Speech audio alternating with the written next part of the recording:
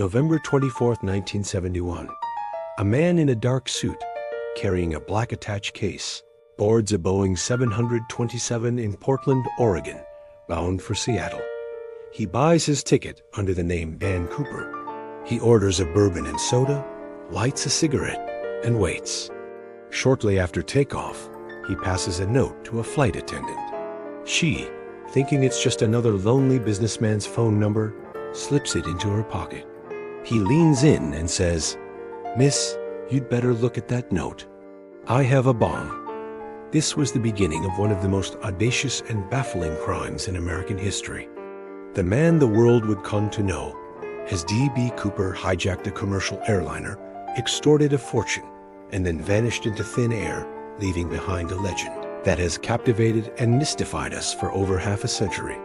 Who was he? What happened to him? And how did he pull off the perfect crime? The note was direct and chilling. It demanded $200,000 in $20 bills and 4 parachutes, 2 primary and 2 reserve. The flight attendant, Florence Schaffner, went to the cockpit and informed the captain. The airline's president, Donald Nyrup, authorized the payment, prioritizing the safety of the 36 passengers and 6 crew members on board. The plane circled Puget Sound for nearly 2 hours, while authorities on the ground scrambled to gather the cash and parachutes. The passengers were told there was a minor mechanical issue causing the delay. They had no idea they were part of a high-stakes hijacking. Once the plane landed at Seattle-Tacoma International Airport, Cooper's instructions were followed to the letter. The ransom money and parachutes were brought aboard, and in exchange, he allowed all passengers and 2 of the flight attendants to deplane. Only the flight crew and 1 attendant, Tina Mucklow, remained. During the refueling, Cooper was described as calm, polite, and well-spoken. He wasn't the stereotypical frantic hijacker. He was cool, calculated, and completely in control. He even ordered a second bourbon and soda and tried to pay for it. With the plane refueled, Cooper revealed his exit strategy. He instructed the pilots to fly towards Mexico City, but with specific, peculiar flight parameters. They were to fly at an altitude of no more than 10,000 feet, keep the landing gear down, and fly at the slowest possible airspeed without stalling around 100 knots. The pilots warned him that flying under these conditions would severely limit their range and they wouldn't make it to Mexico. Cooper was unconcerned. He simply said they would refuel again in Reno, Nevada. Around 8 p.m., somewhere between Seattle and Reno, over the rugged, forested terrain of southwestern Washington, D.B. Cooper executed the final, most daring part of his plan. He ordered the remaining flight attendant into the cockpit. Then, he lowered the aft air stair of the Boeing 727, a feature unique to that model of aircraft. In the middle of a raging storm with freezing rain and wind, he stepped out into the blackness of the night with a bag of money strapped to his body and leaped into history. When the plane landed in Reno, authorities swarmed the aircraft, but Cooper was gone. All that was left behind were a few clues: his black clip-on tie, a tie clip, and 2 of the 4 parachutes. An intense manhunt was launched immediately. The FBI, local police, and even the military scoured the dense wilderness of the Pacific Northwest, a search area of hundreds of square miles. They found nothing. No body, no parachute, no money. It was as if D.B. Cooper had been swallowed by the night sky. The FBI officially opened case file NORJAK for Northwest hijacking.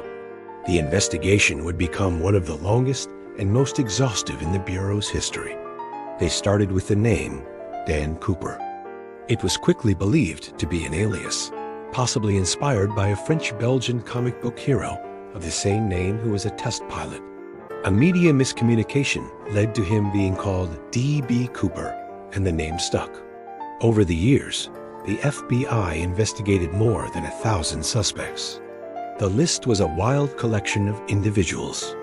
There were ex-paratroopers with criminal records, disgruntled airline employees, and even a few who confessed, though their stories quickly fell apart under scrutiny. The physical evidence was scarce. From the cigarette butts he left, they couldn't get a full DNA profile with the technology of the time.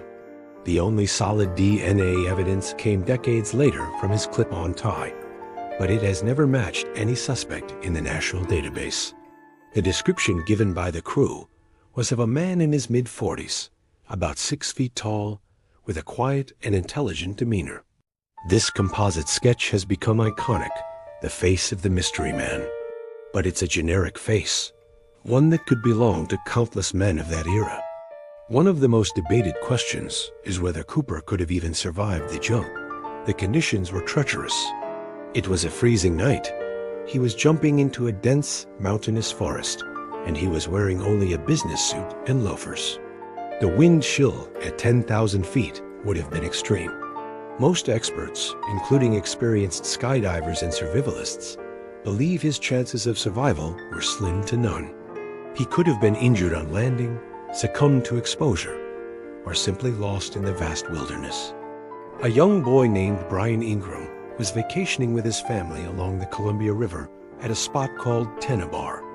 While digging in the sand, he unearthed 3 bundles of rotting cash. With the physical trail cold, theories about Cooper's identity flourished. One of the most prominent suspects was a man named Richard McCoy Jr. McCoy, was a Vietnam veteran and an explosives expert who, just 5 months after the Cooper hijacking, pulled off a nearly identical crime. He hijacked a plane, demanded $500,000, and parachuted out over Utah. But McCoy made mistakes. He left behind evidence and was quickly caught. While in prison, he crafted a fake gun and escaped, but was killed in a shootout with the FBI. The similarities between the 2 hijackings are striking, but the FBI officially ruled McCoy out. His physical description didn't quite match, and he had a solid alibi for the night of the Cooper hijacking.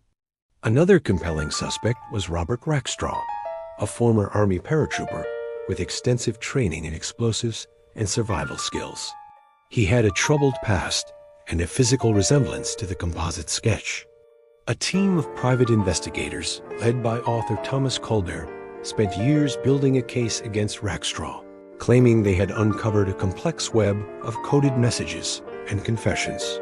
However, the FBI maintained there was no direct evidence linking him to the crime.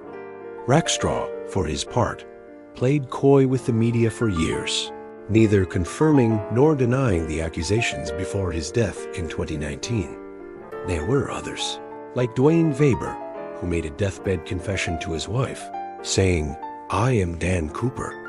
His wife recalled him having a nightmare years earlier where he talked in his sleep about jumping from a plane and leaving his fingerprints on the aft stair. After his death, she found an old plane ticket with the airport code SeaTac and a bank book with money that had been withdrawn around the time of the hijacking. But his DNA did not match the partial profile from the tie. The list goes on and on, each suspect with a tantalizing but ultimately incomplete story. Was Cooper a seasoned criminal, or an ordinary man pushed to an extraordinary act? Was he a former military man with the skills to survive, or just a desperate soul who got lucky or incredibly unlucky? In 2016, after 45 years of investigation, the FBI officially closed the D.B. Cooper case, redirecting its resources to other priorities. They stated that while the case remains a fascinating mystery, they had exhausted all credible leads. The NORJAK file, containing decades of interviews, evidence, and dead ends, was made public, allowing an army of amateur sleuths to continue the hunt. So, where does that leave us? D.B. Cooper remains a ghost, a legend, a modern-day folk hero to some. He represents the ultimate fantasy of beating the system and getting away with it. He's the guy who stuck it to the man and then simply disappeared. His story has inspired books, movies, songs, and a cult-like following of investigators who refuse to let the mystery die. The truth is, we may never know who Dan Cooper was. Perhaps his body lies in a forgotten corner of the Washington wilderness, his bones long since returned to the earth. Or perhaps he survived, Perhaps he watched the news reports of the massive manhunt from a cozy hotel room, sipping a bourbon and soda with a wry smile. Maybe he lived out his days under a new name, the secret of his incredible heist locked away forever. The only thing we know for sure is that on a stormy Thanksgiving Eve, a man in a suit did the impossible. He hijacked a plane, extorted a fortune, and jumped into the dark, taking his secrets with him and leaving behind one of the greatest unsolved mysteries of our time. The legend of D.B. Cooper is not just about the crime itself, but about the tantalizing possibility that somewhere, someone got away with it all. Thank you for joining me on this dive into the D.B. Cooper mystery. What do you think happened? Let me know in the comments below. And if you enjoyed this video, don't forget to like, subscribe, and hit that notification bell for more explorations of history's greatest unsolved cases. See you next time.